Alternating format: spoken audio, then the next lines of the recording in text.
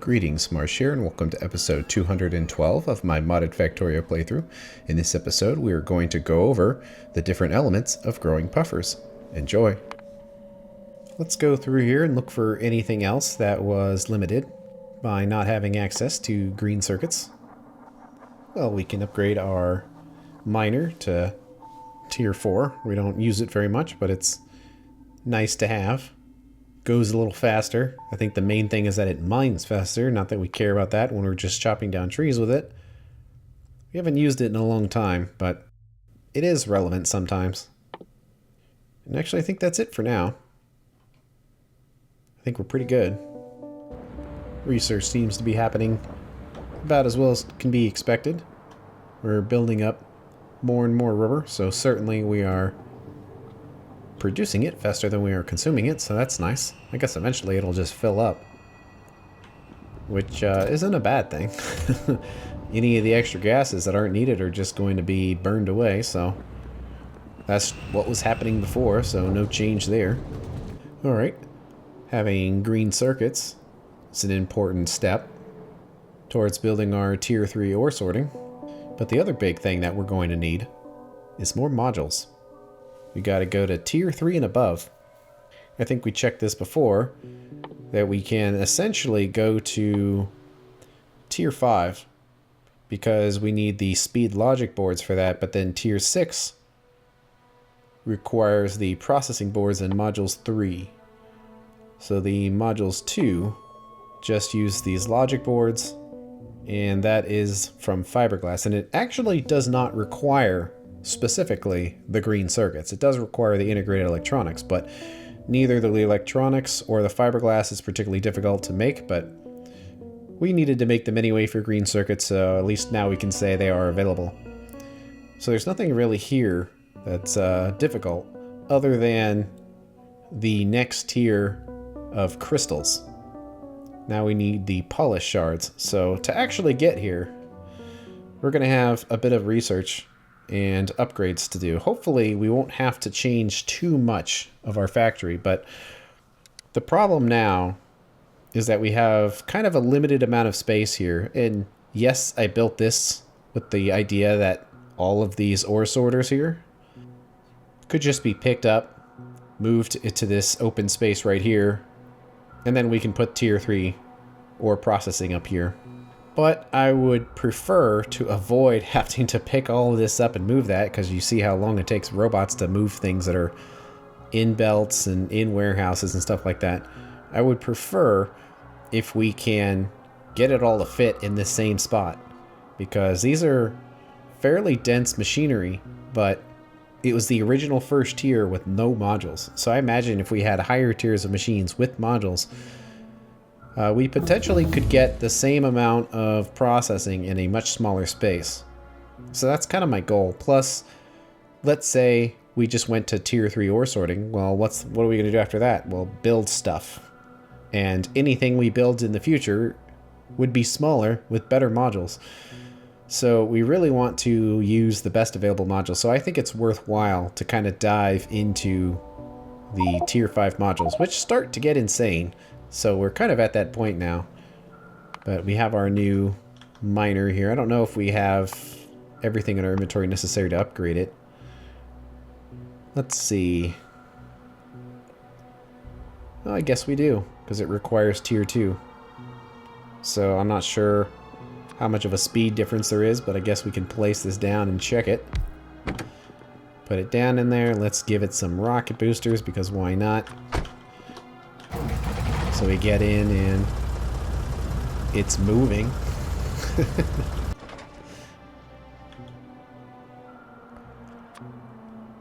So let's make the extra big one.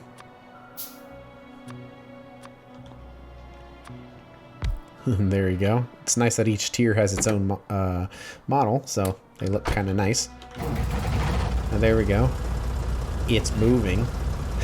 More than before, I believe, but it's occasionally useful, because certainly that's faster than using robots, at least personal robots, so we might use it someday. It's worthwhile to upgrade.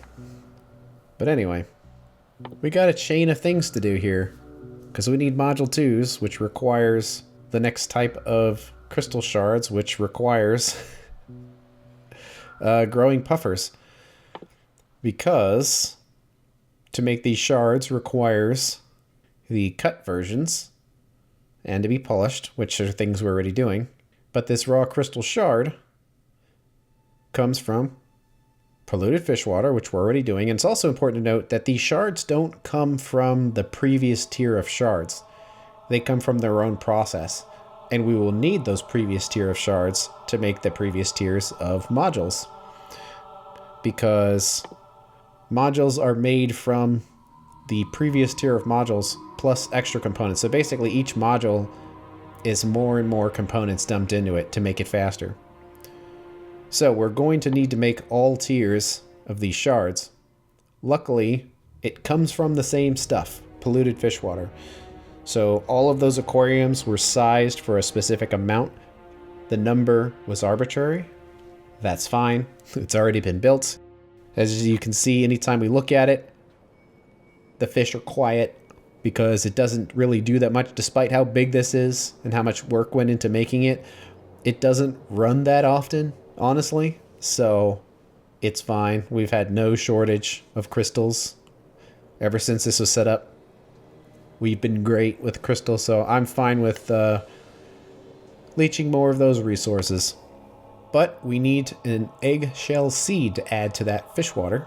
And the seed is made from an inoculated petri dish, which are things we're already making up there. But puffer eggshell powder, that's a mouthful. Puffer eggshell powder. Which come from puffer eggshell remains that were ground up. And then the next tier here is growing puffers. So that's like the one last thing that we haven't really been doing, that we've been picking up puffers, but we haven't really been doing anything with them because we haven't needed to grow puffers for the purpose of the things that they puff. Basically gases. That puffers puff out gases. So we need to research the refugium, which requires white circuits and all those things. So we have had the capacity to make this for a while, but I guess we got to take it a step further here and go back to the hatchery, which is a very early thing. The only thing we have right now are the puffer eggs. So we put the puffer egg in here and it hatches a puffer.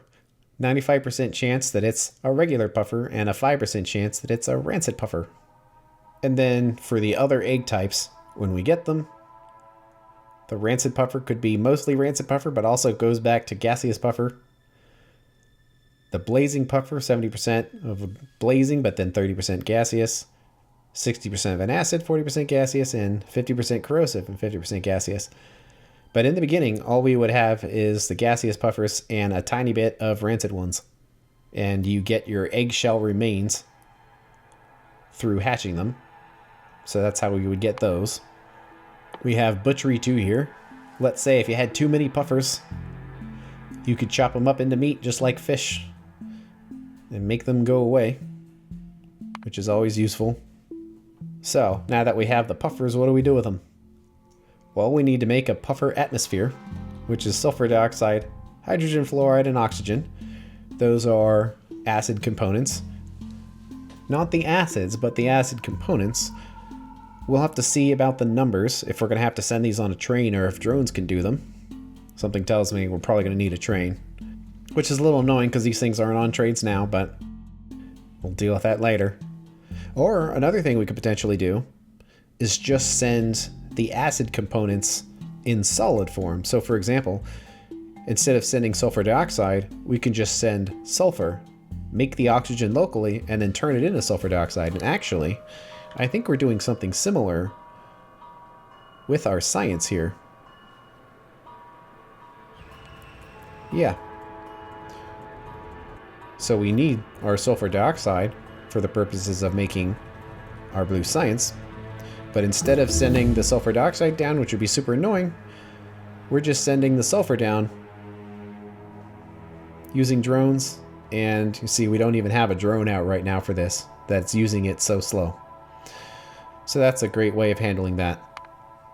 And we could do something similar for hydrogen fluoride.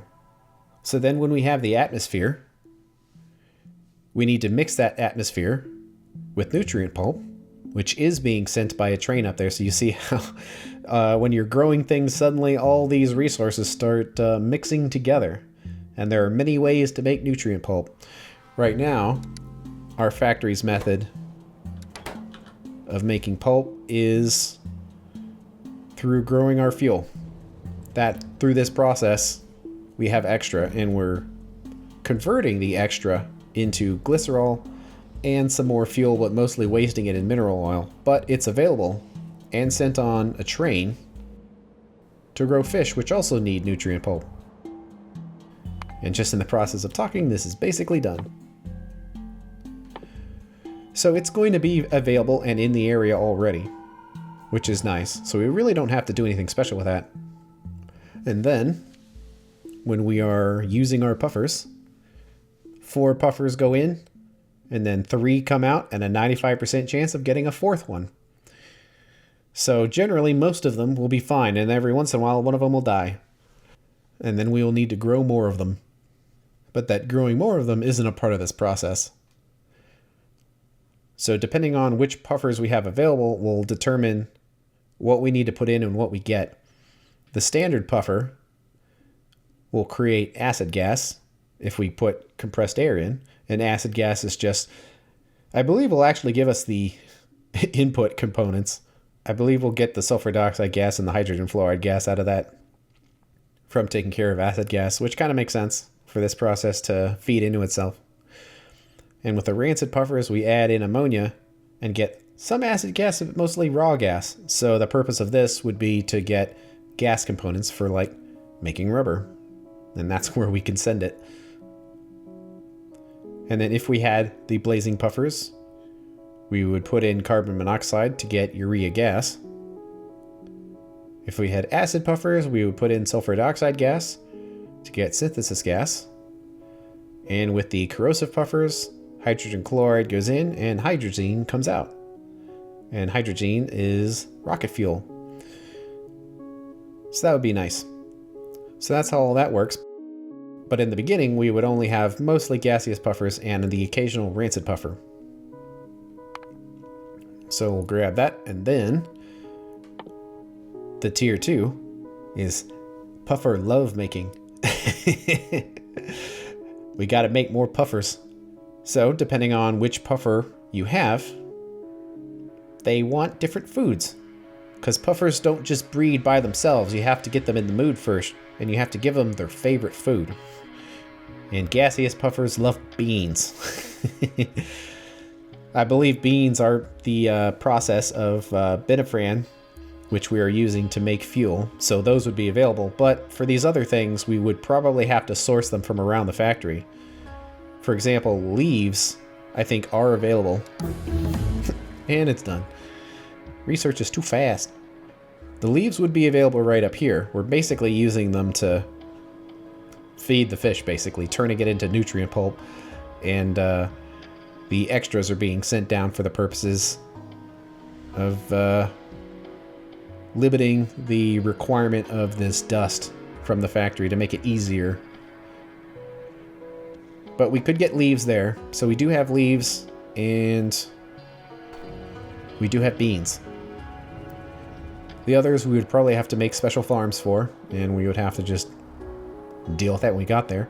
But luckily, we have every seed available now as a result of this seed farming setup. So we've got everything we would need to start the process, which is nice. But otherwise, they just need nutrient pulp and atmosphere, and then they start breeding. So with gaseous puffers, we're guaranteed to get the 2 gaseous puffers back. So as they breed, they don't die, which is good or bad, depending on what kind of breeding you would like to have. But there's the most 75% chance of getting a gaseous puffer back, and then a small chance of getting the other puffers. And that's how we would breed those extra puffer types. Then rancid puffers like leaves, blazing puffers like nuts, acid puffers like pips, and corrosive puffers like fruits. So basically, if we started the breeding process, we would get every type of puffer back. Which means we would have to loop back all the way to the hatchery here, where we would need to hatch each puffer type we got. And of course, each puffer type has a random chance of getting a different puffer type. So, because as you see here, we had to have all of these logics set up to minimize the amount of these very valuable gardens were sitting in each chest. This would have been a lot easier with robots just having one in each chest. So we're probably going to want to do something with robots to minimize what's going on there. So once we breed the puffers, they would go back to the hatchery. We would hatch them, and ultimately we want those eggshell remains. So we're going through all of that to make the eggshells. Now, we could just hatch the puffers we have available to get the eggshells, but those aren't going to last very long. We need something that's going to be repeatable. And then it'll go through the chain. We'd probably want to set up each of these systems here, because ultimately we're going to want something. Now, we do have several options. If we breed a puffer that we don't want, we can use the butchery to just chop the puffer up into meat and then feed that meat somewhere else. The fish certainly need meat right now, so we can send it there. Puffers don't like meat, so we can't feed them to themselves. So that's a potential option if we don't want it. But we will have access to the 5 puffer types, so we might as well attempt to make use of all of these resources. Because we went through the effort of actually breeding, hatching, and growing the puffer, so we might as well try to use the resource.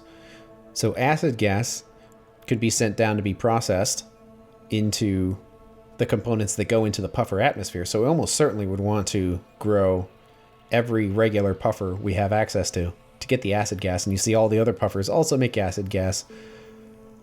And we can have logic set up to where in the event we're getting overloaded on acid components, this type of puffer would shut down, and we now have signal transmission, so we don't have to send a giant wire across the factory, but rather just send a signal up there to say, stop breeding puffers, we don't need the gas anymore.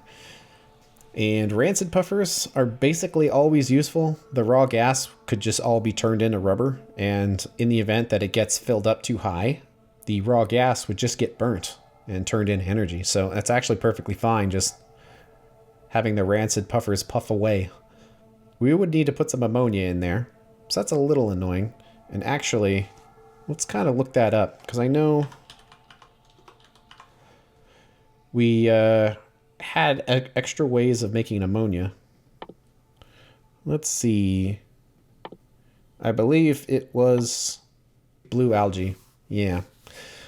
Where sulfuric wastewater and carbon dioxide go in, you get blue algae, and you can turn those into ammonia, which is a good way of actually using up that sulfuric wastewater. But the problem, you have to be very careful, because you think, oh, we can grow blue algae now. Even though we can't build the algae farm for us because we don't have titanium, we can totally grow the blue algae. It's like, well, no. Look down here on the window. You need algae farm 4. It's limited. You can't make those on the previous tier of algae farms. So unfortunately, we can't use algae to supply that ammonia. We'd have to make it the normal way, which isn't a problem. It's pretty easy to make. We're making it at other places already. So that's not going to be an issue. It's just one more thing that's going to go into this setup as this setup gets bigger and bigger. But luckily, I don't think we're going to need very much of any of these particular things. So I think it's just going to be a relatively small amount of machines doing a lot of different things. It's kind of how I imagine this setup's going to go. So we definitely want the rancid puffers. Now the blazing puffers would make urea. And right now urea is going into fertilizer, which is being used in things. I think right now the main use of fertilizer was to grow these gardens. As you see, there's the fertilizer right there, and also the alienated fertilizer, which we're also making. I don't believe it's as a part of this. They're growing on their own. But fertilizer does go into some things.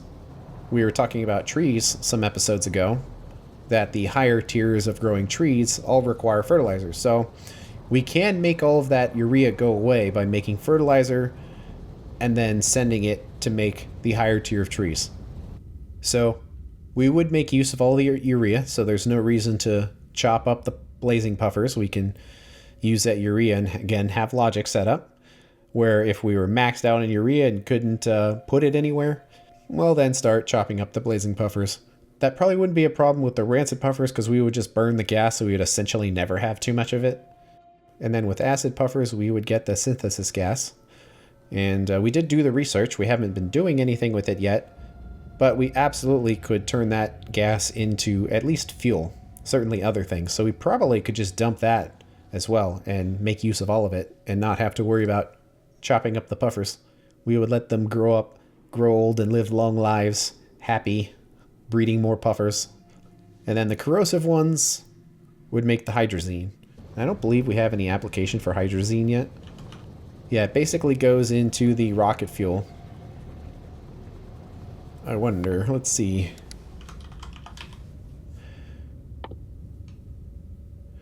But we could actually just research it with nitrogen processing 3 here. We can't do the blue metal catalyst yet. But we can make the hydrazine. We don't need to do anything with it at this point. But we can either burn the hydrazine as a gas or turn it into solid fuel and then burn that. So we certainly could use all of that as well. So looking at all of that we really have no reason to chop up any of these puffers. That we could make full use of all of them with their byproducts. So we don't know what they're going to grow into, but presumably if this goes long enough, eventually we're going to have puffers of every type. And we'd probably want to have some logic set up to this, but ultimately it doesn't really matter.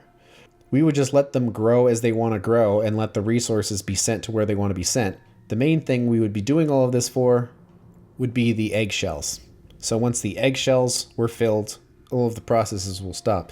So we probably will want to have some logic between these 5 where they all have priority based on the number of eggshells. So we would want to pick which one is most important and then go down the list. And then also each individual one will have some limiter in place to where if their byproducts don't have anywhere to go, the breeding will shut down. So for example, if we were full up on fertilizer and didn't have anywhere to put the urea, then blazing puffers would shut down and the rest of them would keep running. So it sounds complicated, but it really isn't. It's just a couple of combinators and potentially a lot of long wires or transmitting the signal. So we're moving along here. And that would create the circle of life of puffers. And they would continue to support themselves and grow. And then from here, we've got some choices. I don't think I'll go down here for now, but we will eventually for the next tier of crystals. But we could start growing biters and deal with them, because biters need the puffer eggs. But we'll leave that for now. And we could take puffer growing a step further, where we take 2 puffers. Just funny. I know I keep just joking about the puffers, but it's a gaseous atmosphere puffing. Puffers puff. I don't know, puffing is a weird word, but I guess it's a real one. But if we have 2 rancid puffers and 2 blazing puffers and we let them puff, we will get artificial atmosphere as a result. So acid gas would go in and some atmosphere, and then only the atmosphere would come out. So we can use this to combine various puffers to get potentially a more efficient output. With, of course, more logic attached, because now each recipe requires 2 puffers to be available. But if it cleans up what the output is, that could be potentially useful. So with gaseous and rancid puffers, if we throw in some sulfuric wastewater, we would get acid gas and hydrogen sulfide. With gaseous and blazing puffers, we could get some ammonia from nitric wastewater. And then the fluoric wastewater, from gaseous and acidic, we would get hydrogen fluoride. And from chloric, we would get hydrogen chloride. So this is an interesting way, at least with these last 4 recipes, of getting rid of wastewater without clarifying them. And that's actually quite useful, because a lot of these clarifiers do run because they only can produce acid components as long as there is room to put them. You see a lot of times things are completely maxed out. So we're not maxed out on nitric right now, but on sulfur we are, and on fluorine we are. So if we had any extras, I guess they're not running right now. Would it be these ones? Well, kind of, but I guess they're filling up right now, so they're not maxed out. But certainly in the past, you've seen that these clarifiers do run. So if we had extras, it would be much better to grow puffers with them than just waste the water. And otherwise, the inputs would be pretty small. Just a little bit of nutrient pulp, a little bit of atmosphere, and then we get useful outputs. And once we get this process running, it's going to be very easy to have puffers left over. Because basically, we're going to eventually get enough puffers of each type to where we can run whatever we want. The problem is just getting those puffers from their storage chest to where they need to puff in an efficient way. Like if we used belts, we could have 100 puffers on the belt and not in the puffer house puffing. And that's where we want them to puff. And then this first recipe here, acid gas would go in and atmosphere would come out. So that's the way to make efficient atmosphere. So we'd certainly have to send all of that stuff through Helmod to find out what the best way of doing things are. But hey, sounds good. And then it keeps going from here. But that's higher tech stuff. And then after finally going through all of that, we make it to crystal shard processing, which we did kind of cover, where those puffer eggshell remains get ground up into powder. We do the petri dish, which are already up there, into seeds. And then we send those eggshell seeds with the fish water that's already up there to make the shards. The shards get cut, and then they get polished with stuff that's already up there, which is all great. We might need to put some more belts down, put some more machines down, but the bulk of it is already up there. All these things are already being made, so we just need to move things around a little bit, and it'll be good to go. And then we will get our polished shards, which is what we need. And then we could go over there to modules, but let's go to the side here for crystal shard processing 2. This will create a more efficient method of making the shards, where an eggshell seed goes in and a crystal enhancer plus the fish water. And we can make the harmonic crystal shards by just combining the 3, or if we have any extras, we can grind them up. All of these things would be nice, but the question is those crystal enhancers. I don't know if we've ever actually used those for anything. Crystal enhancer. Alien microbe processing 2. And it looks like it doesn't really go on anything that we make. So there's alien microbe 1. Okay, well there's 2. Or maybe we are, now that I think about it, looking at these resource types. But it does require the crystal catalysts, which are things we're making at stone processing. But certainly we can send them up there. What am I thinking of that we are making up here? Okay, it's whatever those are. Probably just whatever the first tier of it is. So we already built this setup to run more efficiently. So we would basically do the same. So you see a lot of these resources are similar, where we've got petri dishes. We're going to have the grinding wheels down here. You know, the slurry. Now this setup would be different because this needs to stay intact and in place, this whole thing, because that is making our crystals. The first tier anyway. But the second tier, well, we could probably put it just like right over here or something. And probably like put the dishes on a drone, send them over here. Put these grinding wheels on a drone, sending them over here.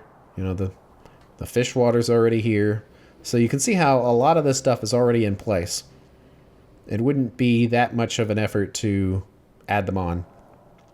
We just need to be careful to place it in such a way that it's not going to become a problem, because as undesirable as the Turn of Shane was, this would have been a lot of stuff to move. It's only getting bigger. We would have even more stuff to move. So I am kind of glad we turned there to give this room to expand, because it's going to need to expand So we probably should like keep this whole area open, because we're going to have this tier and then an additional tier later of resources to make. We have everything we need here to run this higher tier, so that's good. And then as a result of it, it also unlocks the higher tier of trees as well. It's probably worth researching now, because we can make more efficient seeds by adding carbon dioxide in there. So we would get higher seed output, get higher tree output by adding nutrient pulp. And then we can get a more efficient use of saw blades by making crystal saw blades. So we did the crystal tipped blades. Well, we can take it one step further and then make the crystal saw blades, and we have a 99% chance of getting it back. So we started at 90 and then went to 95 with our upgrade. Then we'd go to 99, which would be almost zero iron use whatsoever, which would be great. So we haven't upgraded tree production yet. It would be nice to have this capacity, but almost certainly we'd want to upgrade the blades. We've already done it once, and what's one more machine to add there? So we'll grab that, and then whenever we have time and we remember to go down there, we can upgrade it.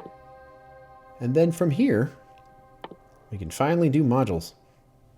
The module logic boards, made from copper, silver, fiberglass, and ferric chloride. These are all things we have already, and they're even on the electronics bus, so making this would be pretty straightforward. And then we would just need to add the crystals to them to make the various board types, and pollution producing would require the harmonic ones. Now, we haven't really been using those harmonic ones for the purposes of making the pollution cleaning and producing. I wonder if we're even using those crystals. I guess we are. Yeah, I guess we needed them for the purposes of research, I guess.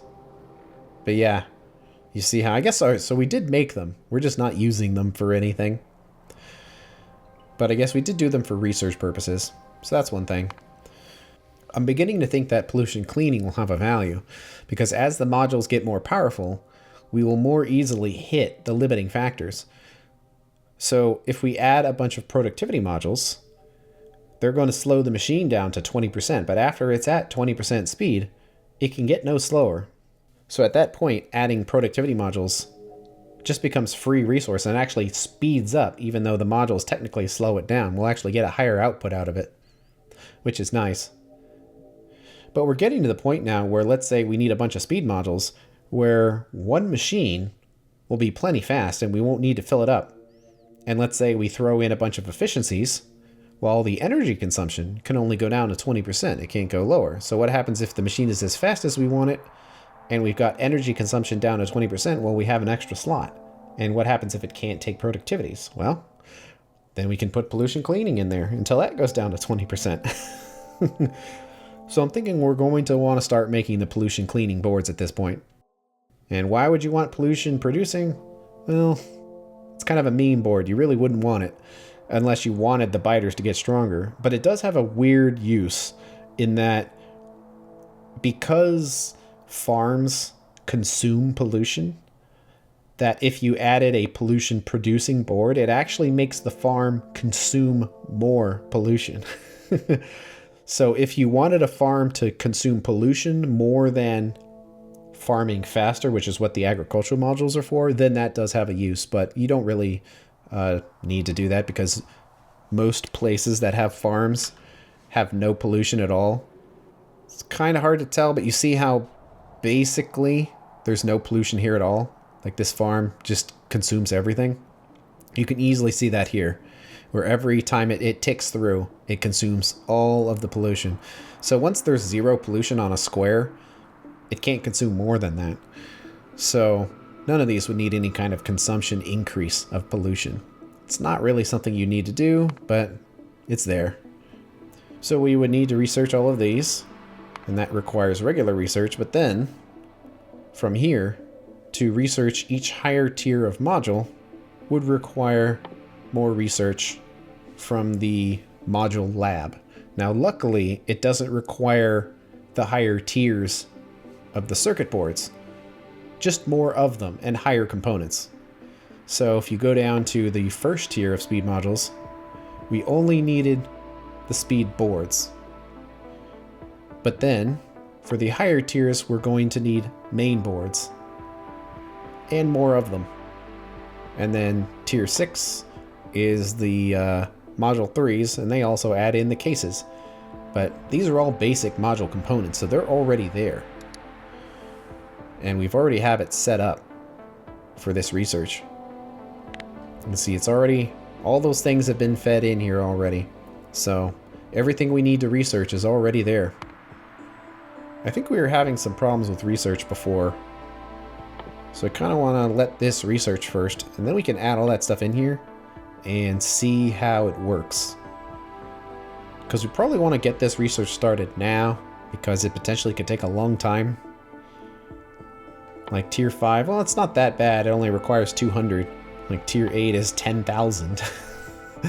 So plus higher resource requirements. But that's kind of the overview of what we need to do here to make better modules. As far as where to do it, I'm thinking we just want to use our expanded electronics bus here, and hopefully it doesn't extend all the way to here, because if you look at this section, we'll at least making the module components there, and there. So this whole area is making the basic module components, all of this, and then that's the research. So that's like a major component of the bus right there. And then of course the cases and all that, but that actually goes into modules. The module building area is much smaller. And tier 2 components we won't have to send back here. So we can just make them up here with the crystals, and any other components can just swing around. And then they just move down the bus for the next components. However, every module goes into itself. So we'll need to handle that. And we could put all this stuff on belts, but the bus is actually, I mean, it's not filled up yet, but there's not a ton of space when you look at what's already being used. Like this is basically all being used. This is kind of half used, and this is empty. So we don't want to use up another like 3 or 4 belts with modules. Plus it's just a lot of modules. And they are a completed component, and you really want to avoid having completed components on belts like this. I guess we did do it here, but we could potentially use robots to reduce the amount of modules on the belt there, but I don't know. It's built already, and I'm definitely the kind of person that's like, when it's built, let's build something else. Let's not go back and rebuild what's already working. Let's make the base bigger, not better. The factory must grow, not stay the same. But one thing we could do, because we have a road right here, is just put those on a drone, and then the drones would just come up here and then come down there or come up here and then deliver them. And that would dramatically reduce the amount of items that are on belts, and also reduce the amount of belts that would be on the bus for that purpose. So that's kind of what I'm thinking there as far as that's concerned. Okay. Module 2s are done, so now it's time to see if we can do these researches. So we should be able to do tier 1. It looks like that will unlock this next mining vehicle, which we can kind of make. But we'll have to look at that after we've got these modules made. But let's try number 4 and number 5. And kind of the difference with number 5, which is something else we kind of need to consider, is that with number 4, we just need the integrated electronics. But then to do 5, it starts to require gemstones, which is something we've been kind of putting off, and it's, you know, a lowly green research. So that's something else we need to do. So for now, let's just try to research all of the tier 4s. So we'll do efficiency and efficiency, productivity, and let's see what happens. Okay, that's so far so good.